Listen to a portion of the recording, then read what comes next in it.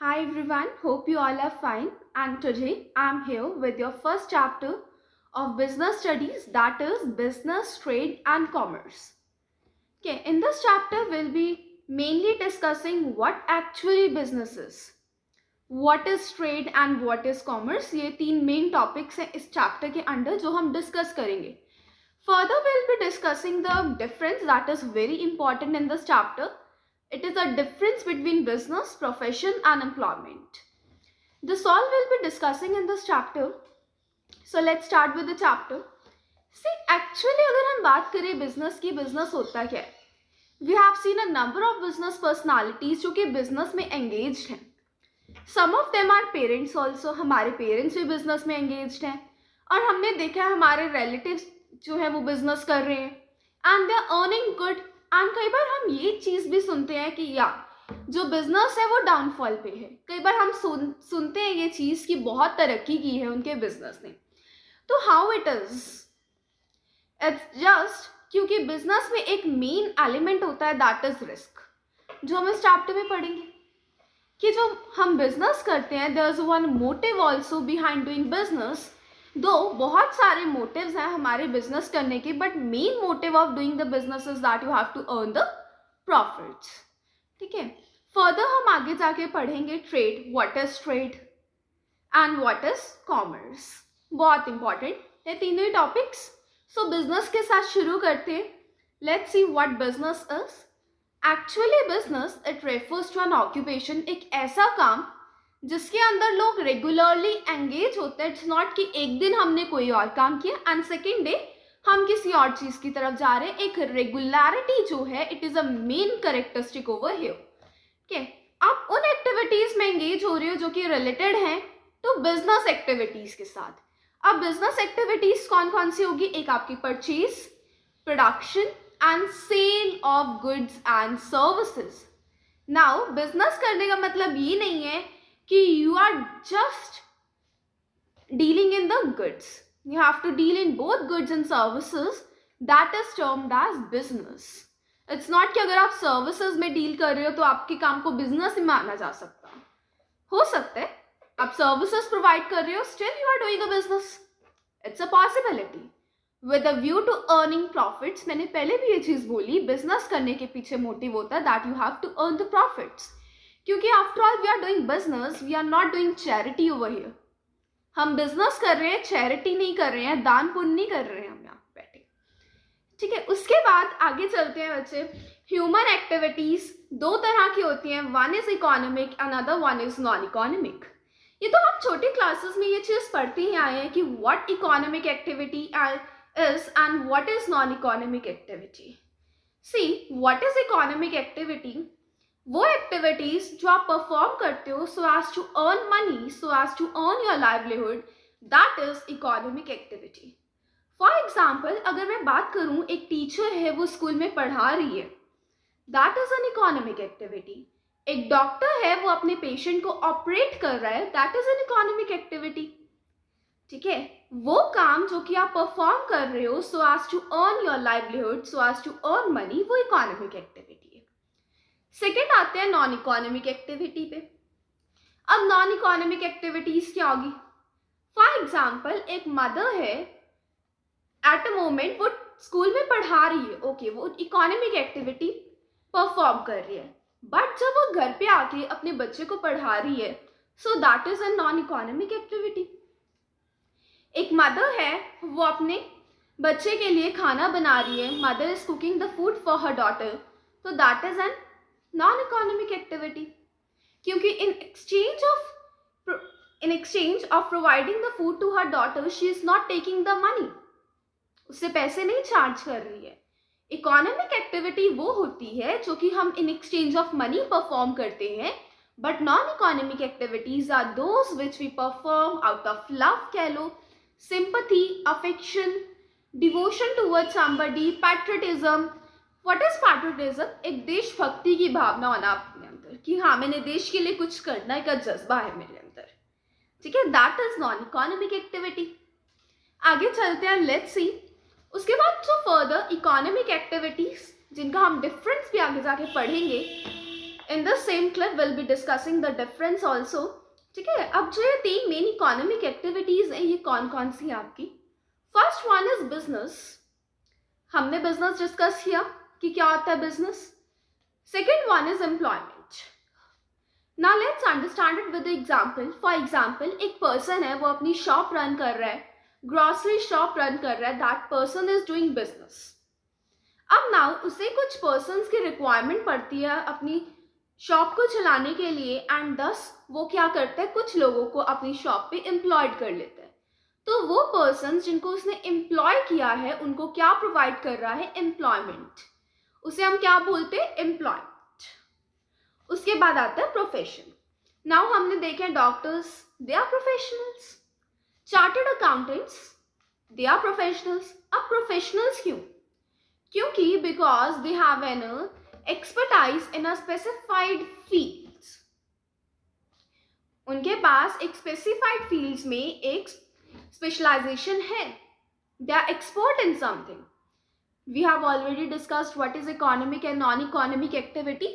Let's move ahead. Now as I was telling you, we'll be discussing the comparison between these 3 economic activities: business, profession and employment. First basis आपके difference का mode of establishment, कि कैसे आप उस चीज को establish करते हो. अगर आप बिजनेस शुरू करना है आपने, तो क्या आपको रिक्वायरमेंट्स होंगी एट द इनिशियल पॉइंट.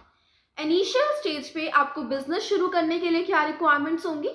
अगर आपने प्रोफेशन में जाना है तो क्या आपको रिक्वायरमेंट्स है. एंड द अदर हैंड, अगर आपने एम्प्लॉयमेंट के अंदर जाना है तो आपको उसके लिए क्या रिक्वायरमेंट्स है अगर आपने एम्प्लॉय की तरह काम करना है. सी, पहले बात करते हैं बिजनेस की. If you want to do a business, सबसे पहले एक एंटरप्रेन्योर का डिसीजन इज नेसेसरी. ना who is a entrepreneur. Entrepreneur कौन होते हैं, एक पर्सन जिसके अंदर एक कैपेसिटी है कि वो डिसीजंस ले सकता है. That person is an entrepreneur जिसके पास नॉलेज एंड स्किल्स हैं so as to manage the business. That person is entrepreneur. अब अगर आपने बिजनेस शुरू करना है, so you must have an entrepreneur's decision. पहले तो आपको ये चीज सोचनी पड़ेगी, yes I need to start a business. और उसके बाद सर्टन लीगल फॉर्मेलिटीज होती है जो आपको पूरी करनी पड़ती है, and you have to undergo those formalities also. उसके बाद प्रोफेशन पे चलते हैं. प्रोफेशन के अंदर आपको एक मेंबरशिप चाहिए होती है प्रोफेशनल बॉडी की, and certificate of practice. For example, अगर आपने डॉक्टर की तरह काम करना है, फ्रॉम आपको डॉक्टरेट की आपको वो चाहिए होगी. दैट इज, हम बोलते हैं डिग्री होनी चाहिए, है ना, वो चीज. उसके बाद सर्टिफिकेट होना चाहिए of a practice, that is required. उसके बाद एम्प्लॉयमेंट की बात करें तो appointment letter is necessary, and service agreement. Service agreement क्या होता है, जिसके अंदर जिस तरह से आप काम करोगे वो स्पेसिफाइड होते हैं. Terms and conditions are specified in the service agreement. Let's move further. Second is nature of work. अब आपने, अगर आप बिजनेस में काम कर रहे हो, अगर आप प्रोफेशन में जा रहे हो, अगर आप एम्प्लॉयमेंट में जा रहे हो, तो क्या चीज आपने वहां पे करनी है, क्या काम आपने करना है. फर्स्ट ऑफ ऑल, बिजनेस में अगर आप हो तो आपने वो गुड्स एंड सर्विसेज को पब्लिक को प्रोवाइड करना है जो लोग चाहते हैं आपसे. ठीक है. उसके बाद प्रोफेशन. प्रोफेशन में आपने लोगों को वो पर्सनलाइज एक्सपर्ट सर्विसेज देनी है जिसमें आप एक्सपर्ट हो. फॉर एग्जाम्पल, हम डॉक्टर ही लेकर चल रहे हैं, तो डॉक्टर जो है उसने एक डॉक्टरेट की है, तो उस चीज में वो एक्सपर्ट है, and then he has to offer the services to the public. उसे लोगों को वो सर्विसेज प्रोवाइड करनी है जिसमें वो एक्सपर्ट है, that is being a doctor. उसे पेशेंट्स को ट्रीट करना है. उसके बाद अगर बात करें एम्प्लॉयमेंट की, देन अंडर एम्प्लॉयमेंट आपको वर्क करना है एज पर सर्विस कॉन्ट्रैक्ट और रूल्स ऑफ सर्विस. जैसे आपको सर्विस कॉन्ट्रैक्ट में दिया गया है as per the terms and condition specified in your service agreement, आपको उस तरह से काम करना है. Okay, let's move further.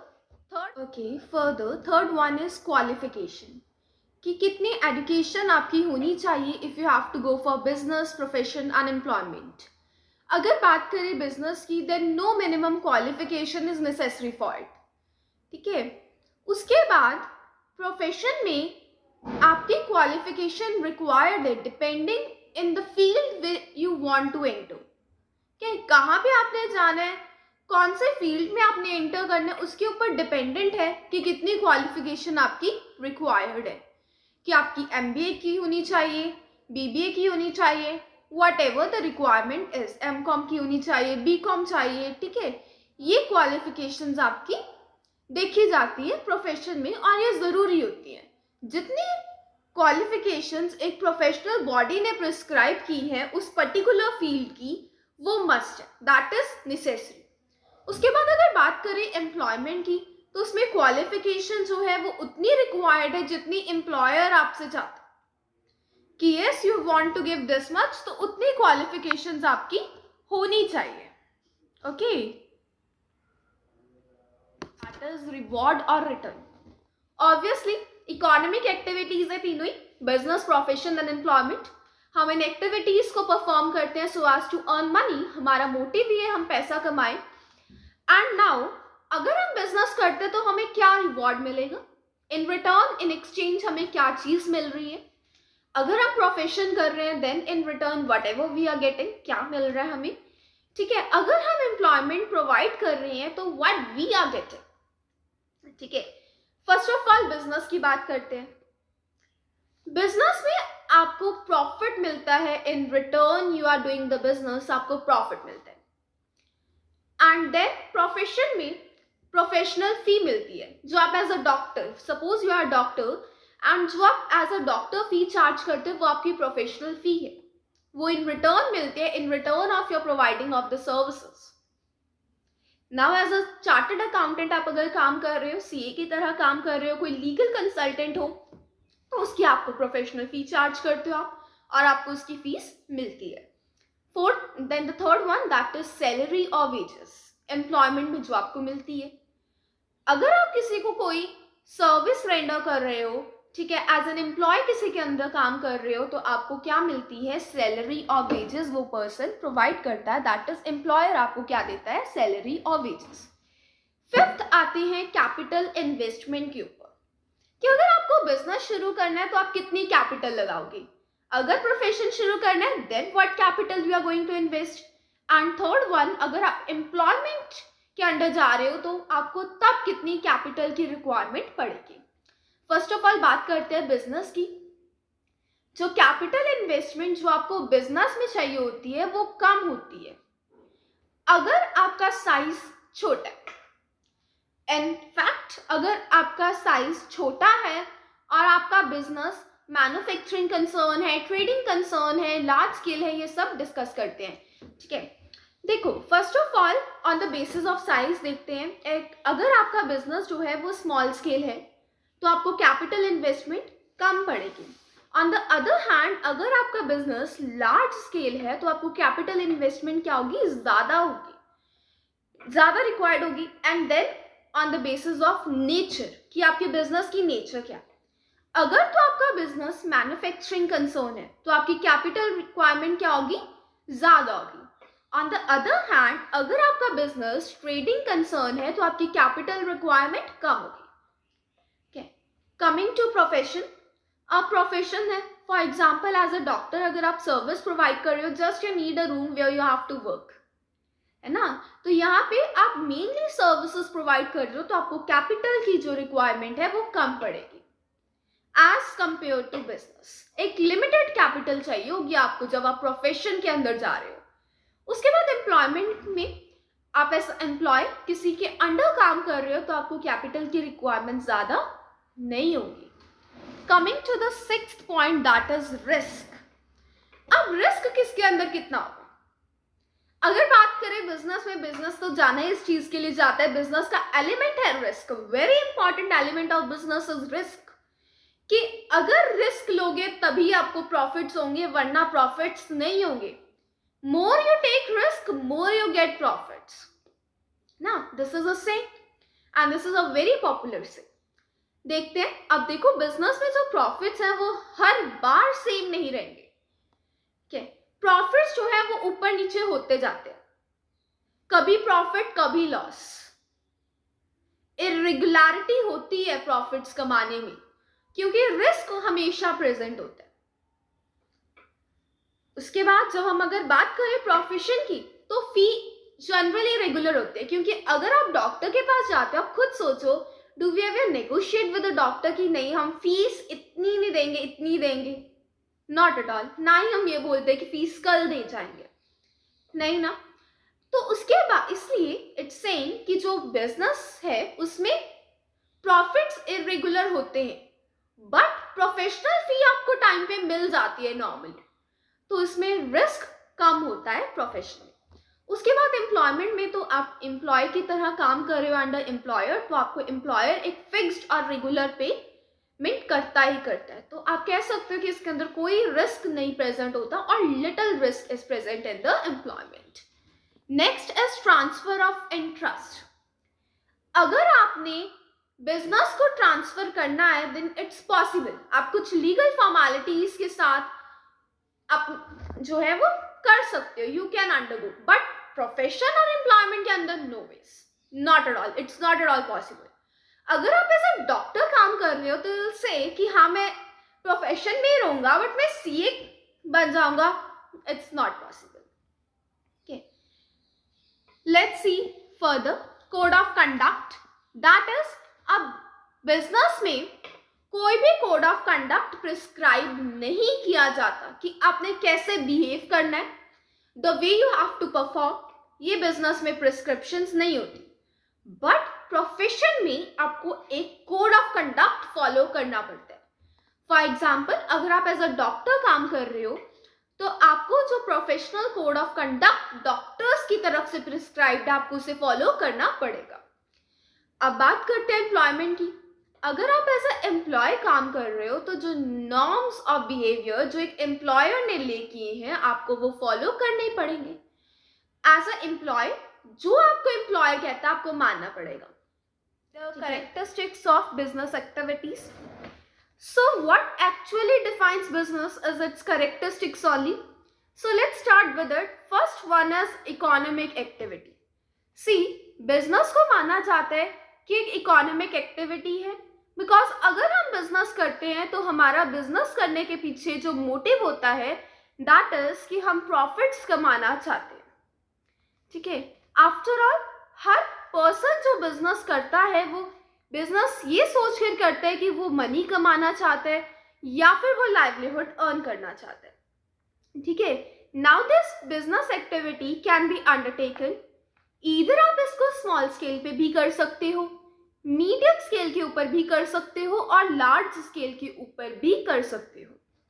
Coming to the next one that is production and procurement of goods and services. This is the most important characteristic of business activity you can say, क्योंकि अगर हमने goods and services को customers को sold करना है तो either हमें उन्हें produce करना पड़ेगा या फिर हमें procure करना पड़ेगा। अब ये जो दो terms आ रही है इनका मतलब क्या है? See, first of all, production का मतलब होता है कि आपने उस चीज को बनाना है, manufacture करना है। देन प्रोक्योरमेंट मीन्स कि आप खुद वो चीज को मैन्युफैक्चर नहीं कर रहे हो, इंस्टेड आप किसी और पर्सन से उसे खरीद रहे हो जो कि उसे बना रहा है एंड आप उसे मार्केट में डायरेक्टली क्या कर रहे हो, सेल कर रहे हो, दैट इज प्रोक्योरमेंट। अब नाउ जो पर्सन गुड्स में डील कर रहा है it may consist of consumable items like sugar और कैपिटल गुड्स लाइक मशीनरी। और सर्विसेज में क्या चीज आ सकती है? हम बहुत सारी सर्विसेज देखते हैं, for example warehousing, packaging and communication and many more are there. उसके बाद थर्ड पे आते हैं, थर्ड वन इज सेल और exchange of goods and services. कहते हैं कि it is also the important characteristic of business activity. अगर हम गुड्स को प्रोड्यूस करते हैं not for the sale purpose but अपनी पर्सनल कंजम्पशन के लिए, तो हमारे बिजनेस को बिजनेस नहीं माना जाएगा, हमने जो वो एक्टिविटी की उसे बिजनेस नहीं कहा जाएगा। रीजन इज कि जो आपके गुड्स एंड सर्विसेज का एक्सचेंज है वो होना चाहिए फॉर वैल्यू आप कोई गुड्स एंड सर्विसेज को प्रोड्यूस कर रहे हो, that should be for a value, it should not be कि आप अपनी पर्सनल कंजम्पशन के लिए कर रहे हो, ठीक है। So an important characteristic of business activity क्या है कि एक necessary exchange of goods and services buyer और सेलर के बीच में होना जरूरी है। Fourth one is dealing in goods and services on a regular basis. हर एक बिजनेस का एक बहुत इंपॉर्टेंट और मेन कैरेक्टरिस्टिक होता है रेगुलरिटी। हमने बिजनेस के डेफिनेशन में भी ये चीज पढ़ी कि regularity is a must in business. It's not कि एक दिन हम किसी और बिजनेस की तरफ जा रहे हैं एंड सेकेंड डे हम किसी और गुड्स एंड सर्विसेज में डील कर रहे हैं। एक रेगुलरिटी होना मस्ट है। नाउ कहते हैं कि एक सिंगल ट्रांजैक्शन सेल और परचेज की बिजनेस नहीं मानी जाती। फॉर एग्जाम्पल, अगर मेरे पास कंप्यूटर है, अगर मैं कंप्यूटर सेल भी करती हूँ, अपना डोमेस्टिक कंप्यूटर सेल करती हूँ, तो उसको बिजनेस नहीं माना जाएगा बिकॉज मैं उसमें रेगुलरिटी से डील नहीं कर रही हूँ। बट यही अगर मैं अपनी शॉप खोल के कंप्यूटर्स का बिजनेस कर रही हूँ, कंप्यूटर्स को रेगुलरली सेल कर रही हूँ, तो मेरे बिजनेस को माना जाएगा कि yes, my business is an authorised business. Okay, उसके बाद fifth one is profit earning. हर एक बिजनेस का मोटिव होता है कि हमने प्रॉफिट्स अर्न करने। इनफैक्ट जो एक बिजनेस का सर्वाइवल है वो भी पूरी तरह से प्रॉफिट्स पे ही डिपेंडेंट होता है। अगर प्रॉफिट्स अच्छे होंगे तो बिजनेस अच्छा चलेगा और ऑनर्स भी एक हेल्दी पोजीशन एंजॉय करते हैं कंपनी में, ठीक है। और फॉर एग्जांपल, प्रॉफिट बहुत हेल्पफुल रोल प्ले करता है and it is a very important कि हमें प्रॉफिट्स होने चाहिए बिकॉज अगर हमने लॉन्ग स्पैन में तरक्की करनी है तो प्रॉफिट्स इज मस्ट। कि नाउ अब हम जो प्रॉफिट्स हैं क्या रोल प्ले करते हैं, अगर हमने अपने बिजनेस की डेवलपमेंट करनी है वो तभी पॉसिबल है जब हमें अच्छे प्रॉफिट्स हो रहे हैं। फॉर एग्जाम्पल, हमारे पास एक हमने कंपनी इस्टेब्लिश की, जितनी हमारे पास कैपिटल थी हमने लगाई, हमें उस कंपनी से प्रॉफिट्स अच्छे अर्न हुए। हमने 5 साल बाद एक नई कंपनी खोली और फर्दर हमें दोनों कंपनी से अच्छे प्रॉफिट्स आ रहे हैं and then we have open the third branch of a company, ठीक है, आफ्टर 5 years। तो 10 सालों में कंपनी ने 2 नई कंपनीज खड़ी कर दी। This is a role of profit. Profit is very important in business. Then sixth one is uncertainty of return. Surely business तो जाना ही जाता है कि हमें नहीं पता बिजनेस में कब क्या हो जाए, कब प्रॉफिट्स मिलने हैं और कितने मिलने हैं, और हमें ये चीज भी नहीं पता कि लॉस भी हो सकता है। It is also a possibility. Okay, हमने बिजनेस में कैपिटल लगाई और हमें नहीं पता उसके ऊपर हमें कितना रिटर्न मिलना है, कितना प्रॉफिट्स मिलना है। अमाउंट ऑफ प्रॉफिट जो हमें मिलेगा वो हमें अननोन है, that is uncertain. We are unknown to that thing. हमेशा इस चीज की पॉसिबिलिटी रहती है कि यस, लॉसेस हो सकते हैं। डिस्पाइट कि हम अपने पूरे एफर्ट्स बिजनेस में डालें, कोर एफर्ट्स बिजनेस में डालें, बट हमेशा ये पॉसिबिलिटी रहेगी कि यस, लॉसेस हो सकते हैं। Then the last one and seventh is element of risk. अब रिस्क का फैक्टर हमेशा, जो रिस्क का एलिमेंट है, ये बिजनेस में हमेशा रहता ही रहता है। व्हाई? क्योंकि कुछ अनडिजायरेबल और अनफेवरेबल फैक्टर्स की कारण।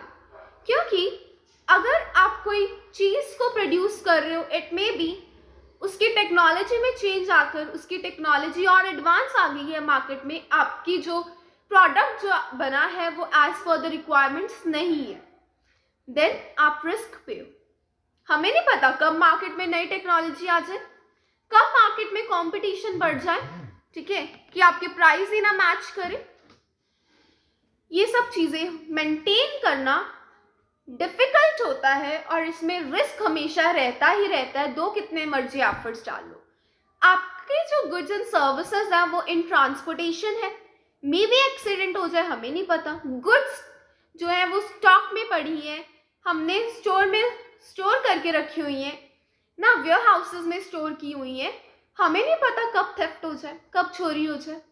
रिस्क हमेशा रहेगा ही रहेगा। जब हम बिजनेस कर रहे हैं, risk is always there. But this is also a say, greater the risk, greater the profits. उसके बाद कमिंग फॉरवर्ड टूवर्ड्स इंडस्ट्री. अब इंडस्ट्री क्या होती है?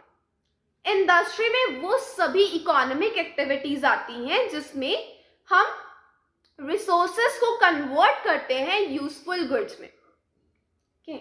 अब इंडस्ट्री मेनली 3 तरह के होते हैं. One is primary industry and second one is secondary industry, third one is tertiary industry.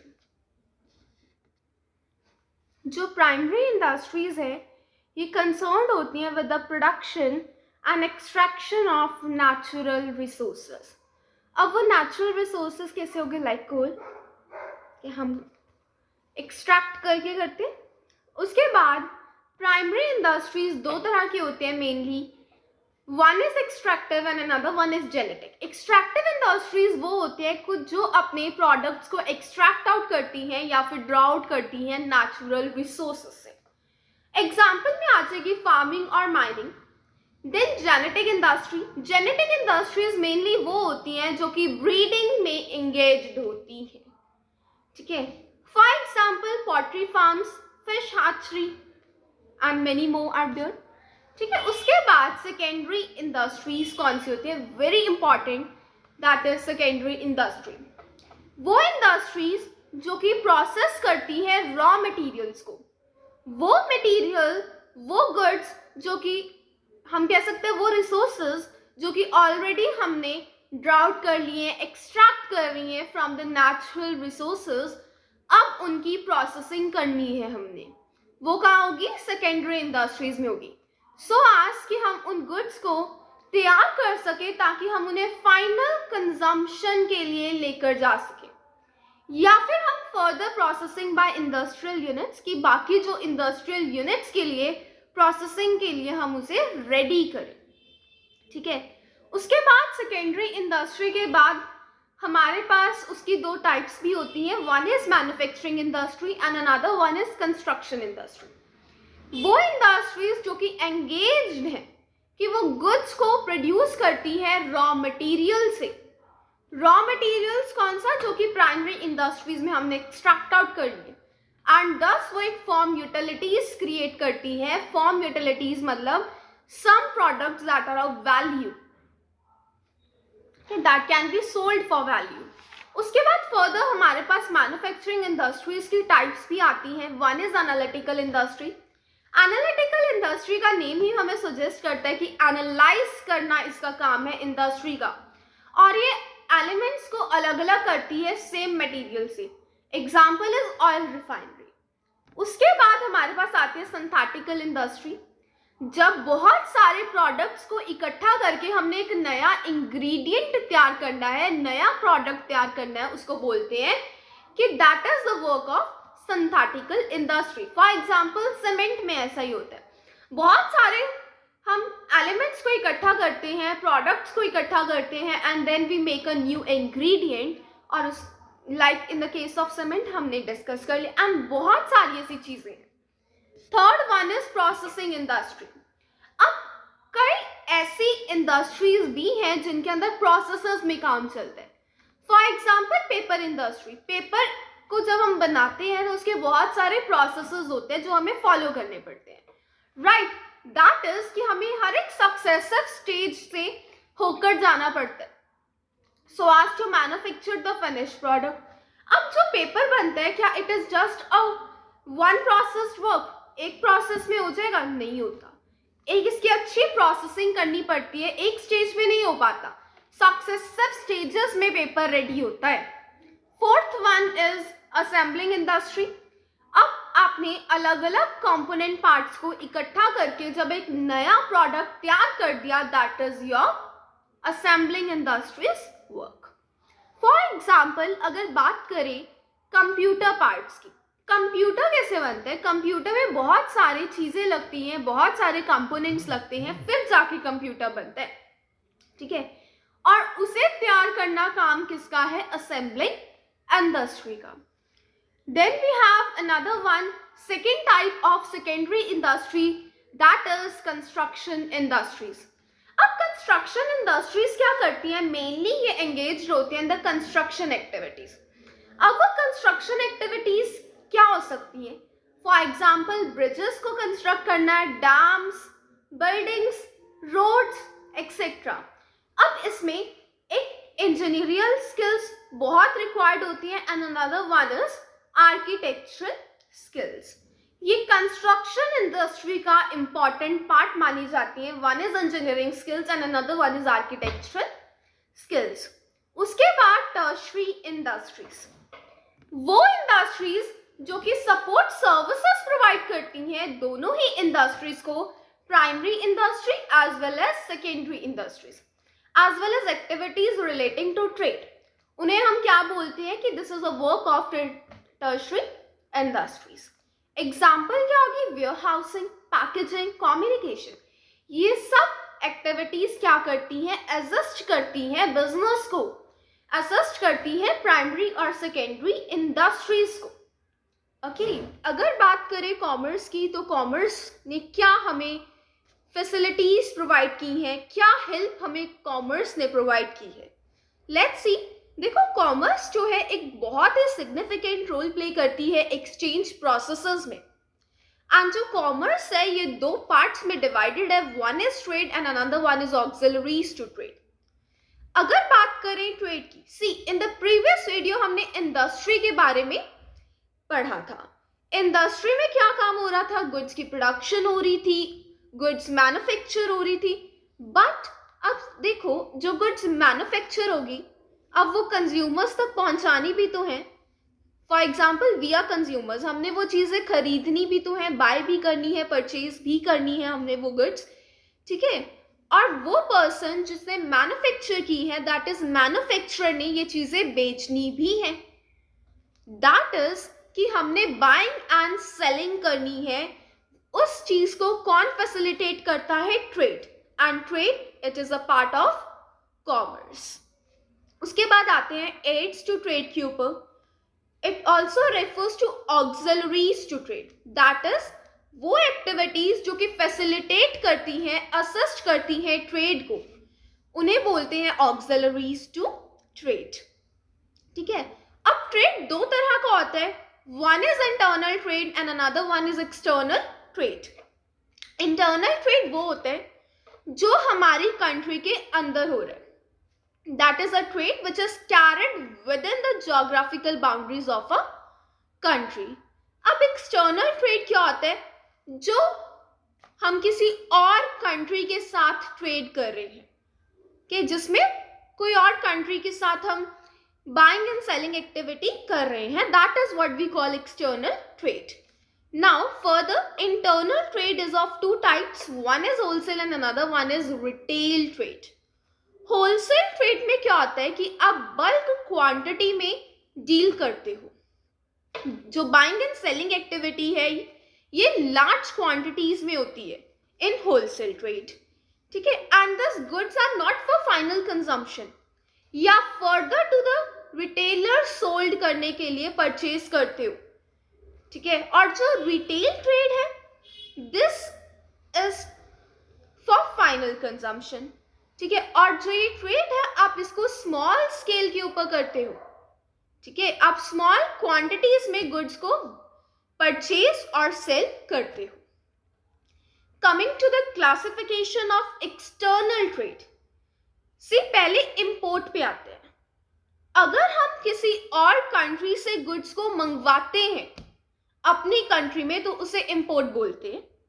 Second one is export. अगर किसी कंट्री में हम सामान भेज रहे हैं, दैट इज हम सेल कर रहे हैं किसी और कंट्री में, तो उसे हम बोलते हैं export. Coming to the third one, that is entrepot trade, okay?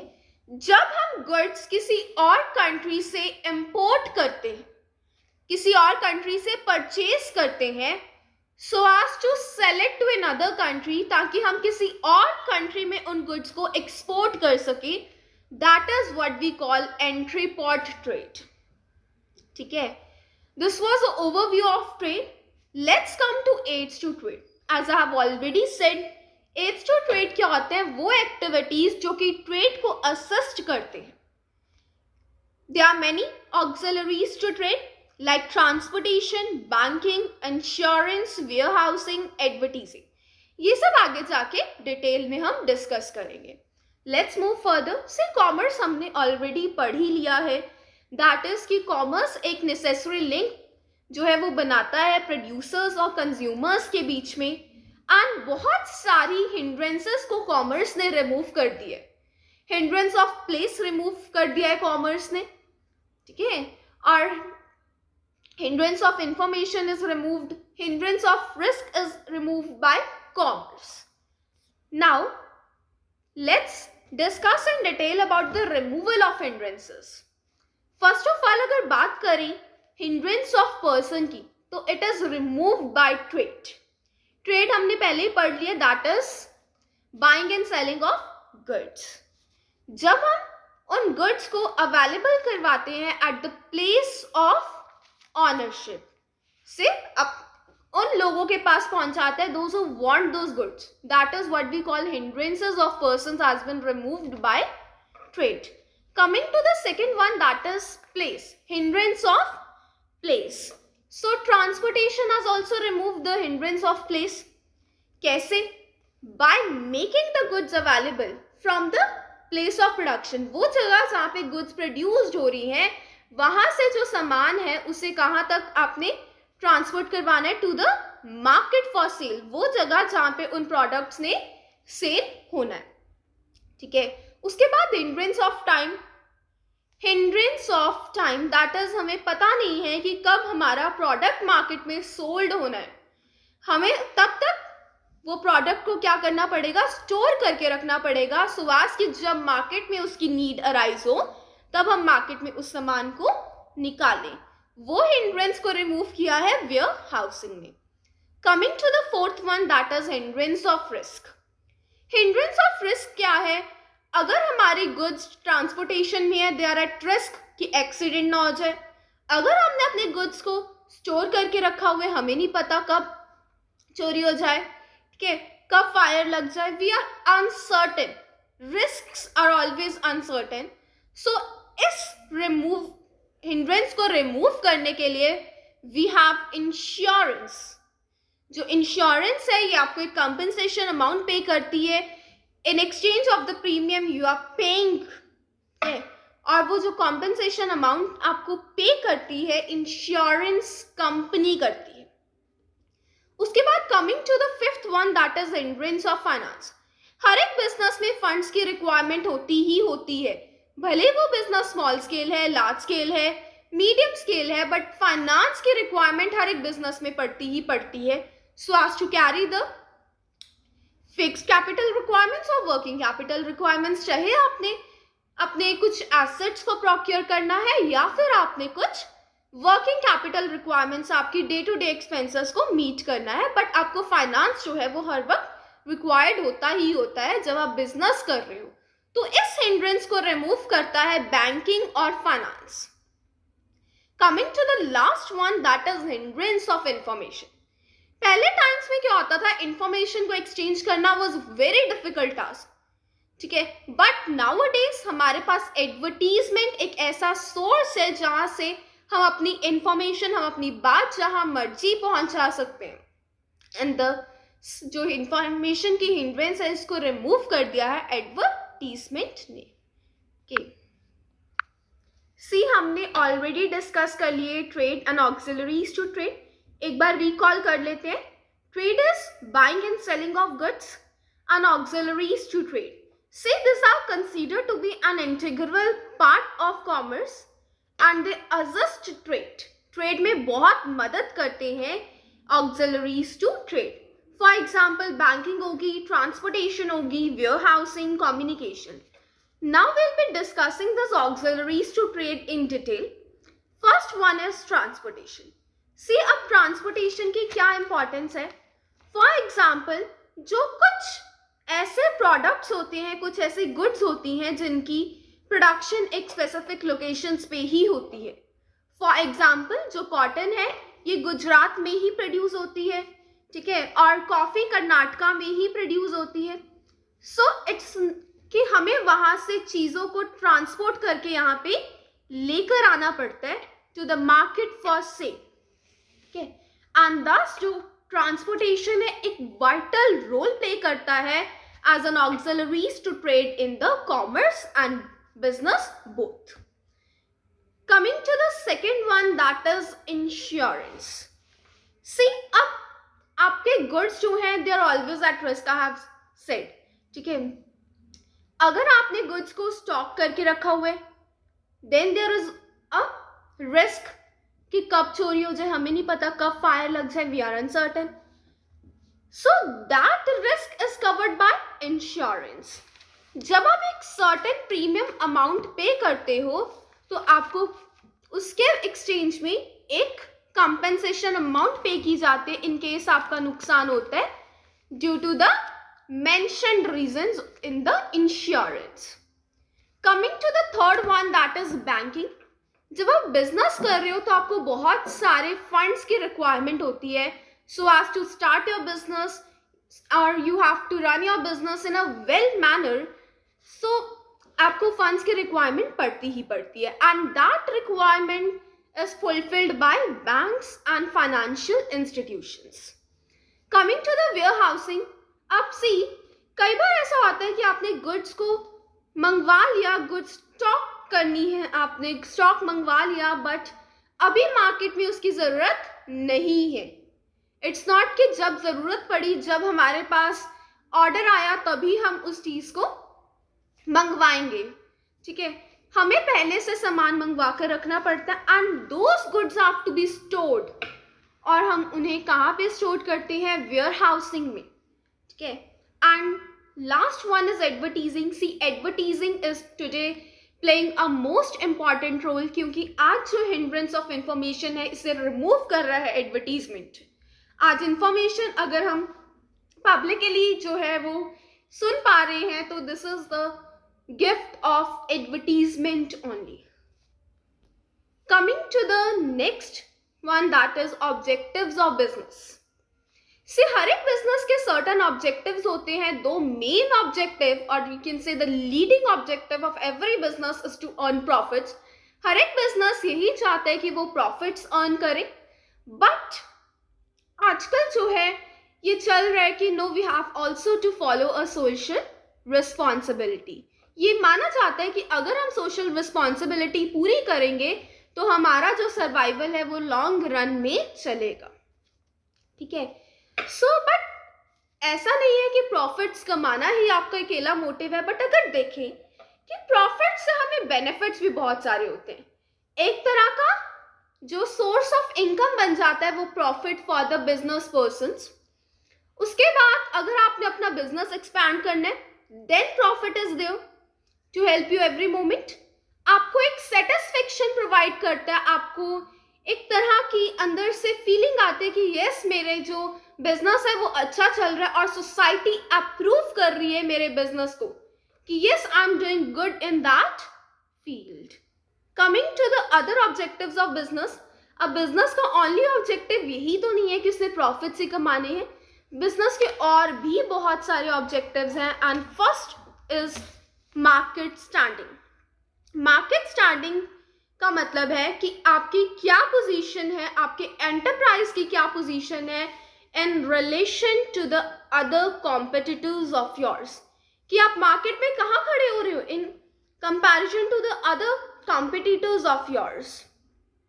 एक जो बिजनेस एंटरप्राइज है उसे हमेशा एक अच्छी फुटिंग के ऊपर खड़े होना चाहिए सो एज कि वो कॉम्पिटिटिव प्रोडक्ट्स अपने कस्टमर्स को ऑफर कर सके और उनकी हर एक जरूरत को सेटिस्फाई कर सके. Okay, and the second one is innovation. Business आपका तभी सक्सेसफुल होगा अगर आपके अंदर इनोवेशन की स्किल्स हैं. When you have the skills of doing something new, creative skills हैं आपके अंदर, तभी आपका बिजनेस जो है वो सक्सेसफुल होगा. क्योंकि नाउअडेज हर एक पर्सन चाहता है कि उन्हें कोई नया प्रोडक्ट मिले, नई तरह की सर्विस मिले, आपका ढंग उस सर्विस को ऑफर करने का, everything matters. Third one is production और productivity. You can say input output ratio कितनी मिल रही है. फॉर एग्जाम्पल कितना हम रॉ मटेरियल लगा रहे, किस क्वालिटी का लगा रहे और उस हिसाब से हमें कितना आउटपुट मिल रहा है। ये सब जो है हमारे बिजनेस के ऑब्जेक्टिव्स हैं कि हमने प्रोडक्टिविटी अपनी अच्छी रखनी है, हमने अपना वैल्यू ऑफ आउटपुट जो है उसे इनपुट के साथ कंपेयर करना है in order to measure the efficiency of a business. अगर हमने चेक करना है कि हमारा बिजनेस कितना एफिशिएंट है, so we have to see the input output ratios also. Coming to the fourth one, that is physical and financial resources.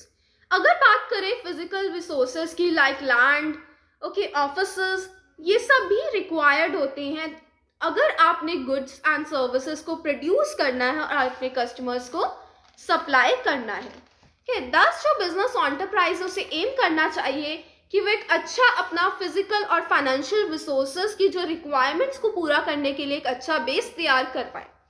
Fifth one, that is the main motive of every business, that is to earn profits. हर एक business चाहता है कि वो अच्छे profits कमाए and दस वो चाहता है कि जो कैपिटल उसने बिजनेस में लगाई है उससे उसे अच्छे रिटर्न्स मिले। Sixth one, that is manager performance and development. It is very important कि आपकी मैनेजमेंट किस ढंग से काम कर रही है, how your management is performing, what role your management is performing।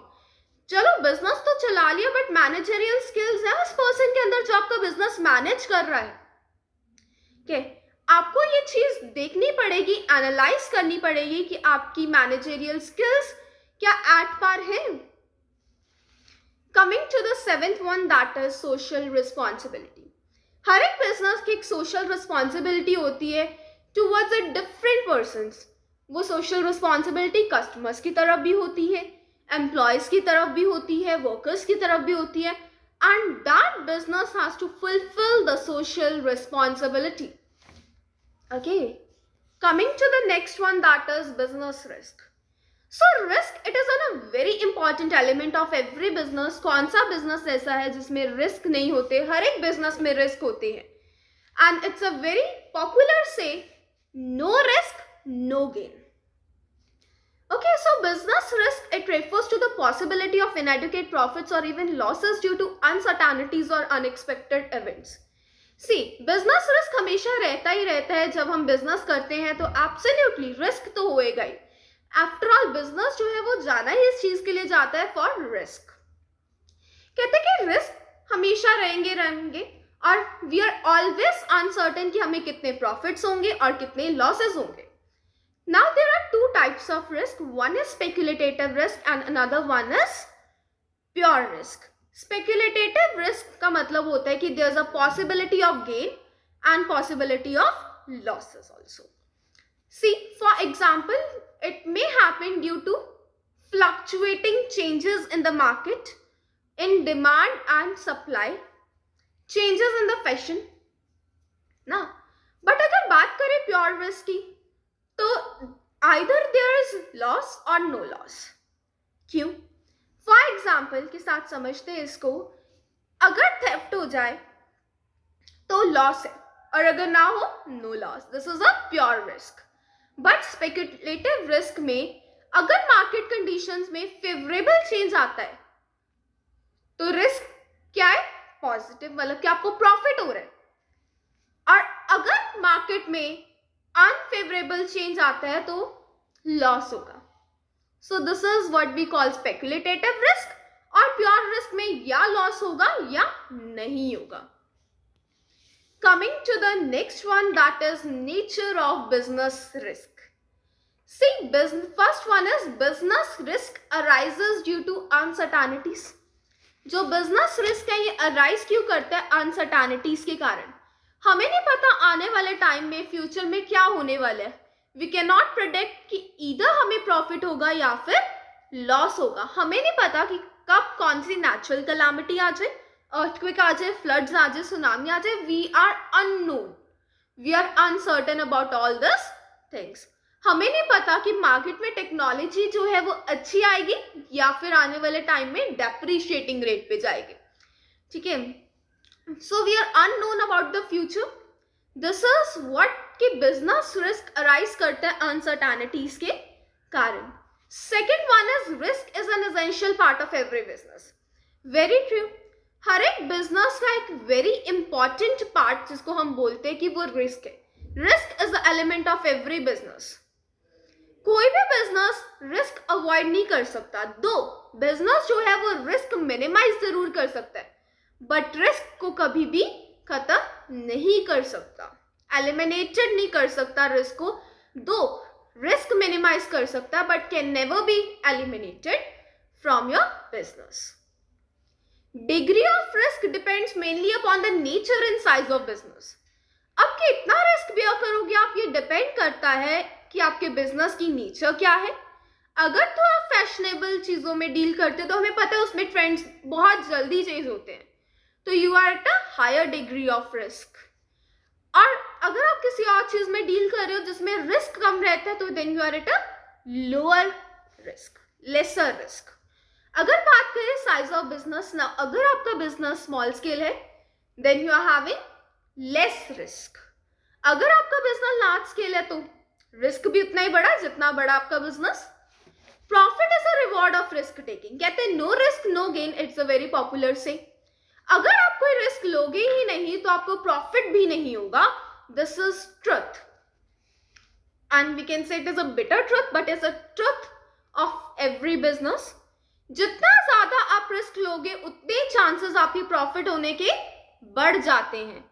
दस जो एक एंटरप्रेन्योर है वो रिस्क लेता है इन द एक्सपेक्टेशन कि उसे प्रॉफिट्स होंगे. Coming to the causes of business risk. अब बिजनेस रिस्क के बहुत सारे कॉजेज होते हैं. One is natural causes. For example earthquakes आ गए, सुनामीज आ गई, तो this is the natural causes कि जिनके ऊपर मैन का कोई कंट्रोल नहीं है, ह्यूमंस का कोई कंट्रोल नहीं है. That is what we call natural causes. Second one is human causes. Human causes जो है ये हम बियर करते हैं as an result of unexpected events. जैसे कि डिसऑनेस्टी, हमें नहीं पता कब जिस पर्सन के साथ हम बिजनेस कर रहे हैं, जो हमारा पार्टनर है, वो कब डिसऑनेस्ट हो जाए, कब बेईमान हो जाए. We are unfamiliar. हमें नहीं पता कब वो नेग्लिजेंट हो जाए. हमें नहीं पता पावर फेलियर कब लगने, कट्स कब लगने हैं. We are unfamiliar. Coming to the third one that is economic causes. Economic causes मतलब हमें नहीं पता कब डिमांड एंड सप्लाई कितना होना है, कंपटीशन कितना बढ़ना है आगे जाके, कंपटीशन आगे जाके बढ़ेगा या कम होगा, टेक्नोलॉजी एडवांस्ड आएगी या फिर टेक्नोलॉजी और हमारी वाली अच्छी मानी जाएगी आने वाले टाइम में. ठीक है, इंटरेस्ट रेट आने वाले टाइम में बढ़ेगा या फिर कम होगा बोरोइंग्स पे. ये सब चीजें हमें सोचनी पड़ती हैं. लाइक इकोनॉमिक कॉजेज जो हैं ये बिजनेस के होते हैं, बिजनेस रिस्क के. अदर कॉजेज, अब कुछ इसके अलावा भी कुछ कॉजेज हो सकते हैं, हमें नहीं पता कब क्या हो जाए. अनफोर्सीन इवेंट्स लाइक कि पॉलिटिकल डिस्टर्बेंसेस आ जाए, क्या, और कुछ और भी चेंजेस होते हैं like fluctuations in the exchange rates and there are many more. Coming to the next one, that is factors to be considered while starting a business. First one is selection of line business. कि अगर आप अपना business शुरू कर रहे हो then entrepreneur has to take a decision कि वो कौन सी ब्रांच ऑफ इंडस्ट्री में एंटर करना चाहता है, किस चीज में उसका इंटरेस्ट है. He has to consider.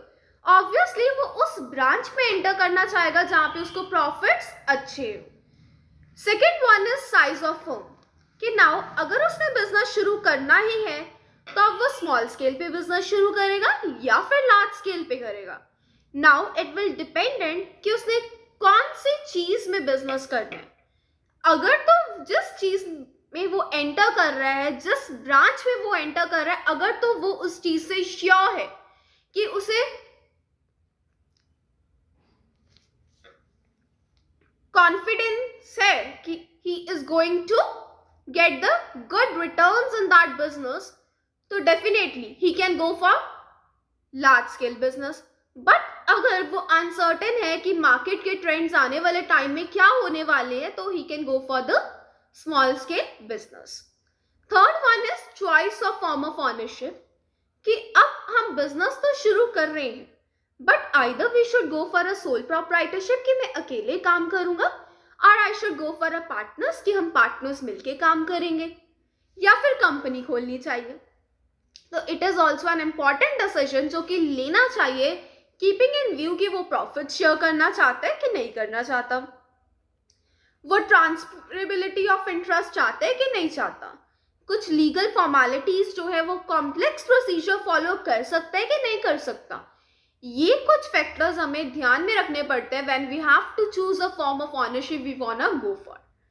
Fourth one is location of business enterprise. चलो हमने सोच लिया हमने बिजनेस शुरू करना है, क्या बिजनेस करना है।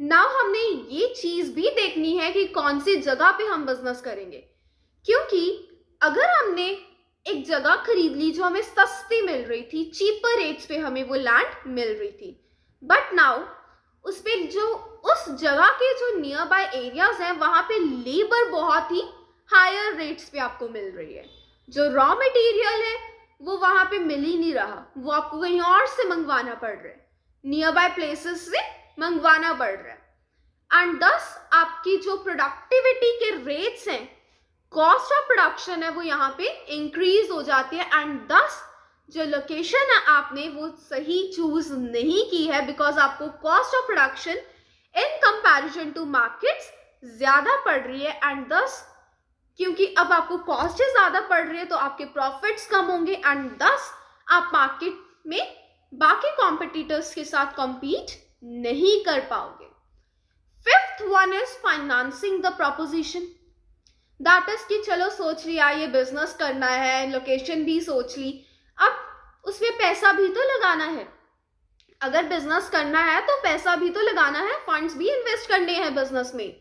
जो बिजनेस में फंड्स है वो रिक्वायर्ड होते हैं when you have to procure the fixed assets, machinery खरीदनी है, लैंड खरीदनी है, बिल्डिंग खरीदनी है, तब आपको फंड्स रिक्वायर्ड है।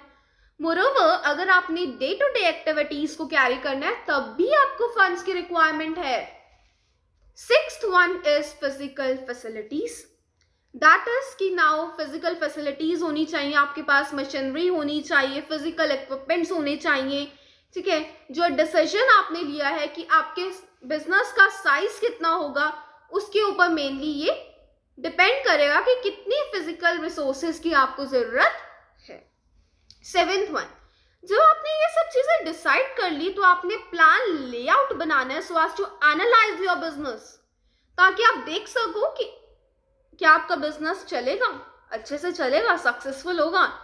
एक आपके माइंड में क्लैरिटी होनी चाहिए बिजनेस शुरू करने से पहले कि yes definitely my business is going to run in a good and organised manner. Eighth one is competent and committed workforce. Now आपके पास फिजिकल रिसोर्सेज भी हैं, फाइनेंशियल रिसोर्सेज भी हैं, बट अगर आपने उनको डिजायर्ड आउटपुट्स में कन्वर्ट करना है तो एब्सोल्युटली आपको क्या चाहिए, competent and committed workforce. Competent मतलब जिसके अंदर इस चीज की काबिलियत है कि वो परफॉर्म कर सकती है in a well organised manner. Committed मतलब जिसका मन है काम करने का, ठीक है। आपको ऐसी वर्कफोर्स चाहिए जो कि जिसकी लगन है काम करने में और वो कॉम्पिटेंट है, दैट इज कि वो compete कर सकता है बाकी पर्सन से जो बिजनेस कर रहे हैं इन the market. Okay, ninth one is tax planning. अब इंडिया इज अ कंट्री जहां पे बहुत सारे टैक्सेस इम्पोज होते हैं, for example income tax, GST, export and import taxes. तो इन सब टैक्सेस की जो लायबिलिटी है व्हाट वी हैव टू पे टू द गवर्नमेंट, ये हमें पहले सोचनी पड़ती है, एनालाइज करनी पड़ती है before starting the business. Then 10th one is launching the enterprise. जब आपने सभी फैक्टर्स को देख लिया कि yes now my business plan is ready, तब आपने अपनी बिजनेस एंटरप्राइज को शुरू करना है।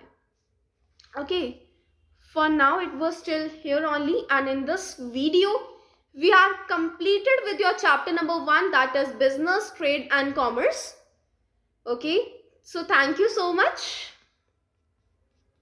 I'm ending it over here. Thank you.